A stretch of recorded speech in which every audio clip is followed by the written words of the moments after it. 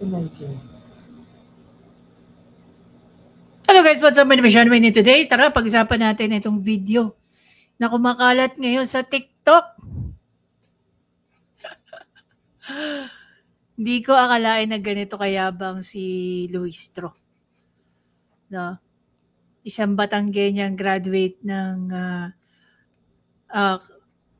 abogasya sa Batangas, sa University of Batangas, Batangas University.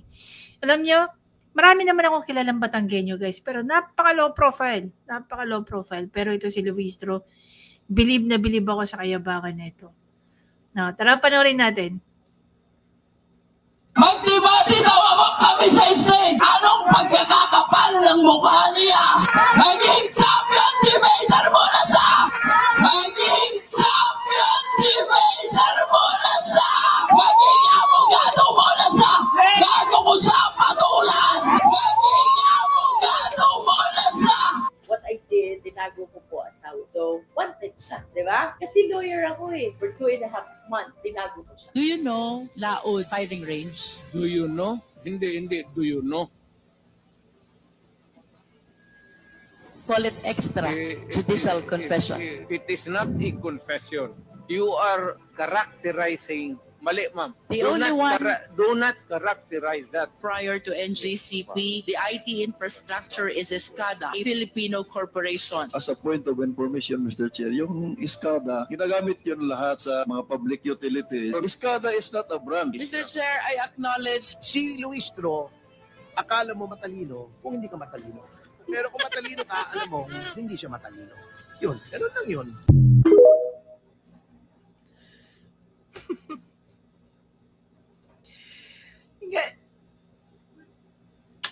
Ano ba pwede natin sabihin? Kaya nga guys, ano masasabi niyo dyan? Ganyan kayabang si Luistro. No? Hindi natin alam kung sino yung pinapatungkulan niya, malamang yung kanyang mga kalaban. Dahil napakalakas po ng kanyang mga kalaban dyan sa distrito na yan. Dati pong naging congressman, natapos ang kanyang termino, napakaganda po ng track record ng congressman na makakalaban niya. First termer lang po itong si Luistro. No? Kung ang lumabang kasi nung nakaraan, yung anak ni Umano, sino ba yung congressman dyan na kalaban ni Luistro? So, ipinanalo nila si Luistro. Then ngayon, ganyan yung ano. Imagine niyo guys, no? Ganyan ba kalaki yung pera ng isang Luistro para magkaroon ka ng ganyang ano? Normally kasi guys, pagka parte ka ng isang political hindi party list eh. Parang nakalimutan ko yung term, sorry. Pag parte ka ng isang political team or group, like ng mga PDP laban, NUC, yung mga ganon. May pondo sila para sa mga ganitong rally. Pero kung solo ka, saan ka kukuha ng ganyang kalaking pera? 'Di ba? Kaya nga by the end of the election, may ifa-file ka, no, na nakalagay doon kung ano yung mga expenditure niyo. Sorry, nagkakaroon ng brain cloud yung nakalimutan ko yung mga terms. May ipa-file ka na document which naka-itemize doon yung mga ginastos mo during the election. So, kung independent ka, iba yung pondo mo. Kung part ka ng isang political party, iba rin yung pondo doon. Ang tanong, ganun ba kalaki yung pondo na binibigay dito kay Luistro? Ng kaalyado niya. 'Di ba? Boboto ba kayo ng isang napakayabang na kongresista? Tapos nasusupal pa lang ng isang dating abogado rin at piskal. Tapos ipagmamalaki pa niya na itinago niya yung kanyang asawa. Hindi ba obstruction of justice yun? Ang hindi ko maintindihan, bakit hanggang ngayon hindi umaakto ang Supreme Court o ang IBP. Kasi pwede sila magmoto proprio eh. 'Di ba? Meron isang kongresista, si Attorney Christian Sia. Kinasuhan na ng COMELEC, kinasuhan pa ng Supreme Court. No? Pinapano yata ng show cause order to si Then si COMELEC naman nag-file ng disqualification case against kay Sia. Ito ba, yung mga gaya ba ni Luistro, hindi yan pa-filean? Diba? Imagine mo, kung hindi ka champion debater, partida, hindi ka graduate ng UP o ng Ateneo man lang. Pero yung apog mo, wala akong masabi. Believe na believe ka sa sarili mo.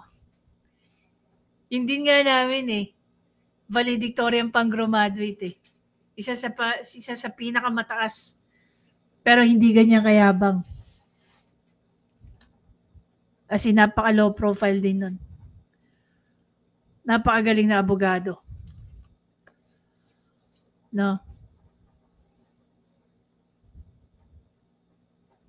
Hindi ko alam. Kayo ba guys?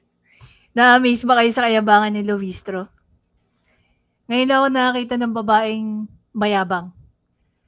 As in ngayon lang. Sa buong buhay ko, ang alam kong mayabang lalaki. Pero babae, magyabang ng ganyan kayabang. Believe ako.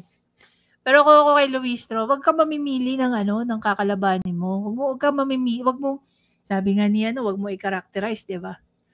Di PRRD. Kung talagang magaling ka, di ba? Kung talagang may ibubuga ka, bakit hindi ka lumaban sa mga taong hindi naman abogado o hindi champion debater? Diba? Masyado mo naman yata ina-underestimate yung kalaban mo. Wag naman ganun sana, no? Congresswoman Luistro. Bilog ang mundo. Baka yung kayabangan mong yan, iyak ka sa dulo. Dahil matatalo ka ng kalaban mo. Diba? The more that you're humble, the more you will be blessed. Pero yung yabang mong yan, wala. Kaya kayo mga taga 2nd District, no, ng under ng distrito ni Luistro, mag-isip-isip kayo na ganyan kayabang yung tumatakbo. Doon kayo, bumoto kayo doon sa mga humble. Doon sa mga nagtatrabaho talaga. Hindi sumisip-sip, hindi nagtatago ng asawa, kahit wanted. Pumili po kayo ng tamang tao para sa inyong distrito. And I don't think that is Congresswoman Luistro. It's high time na itama nyo yung mali. Diba?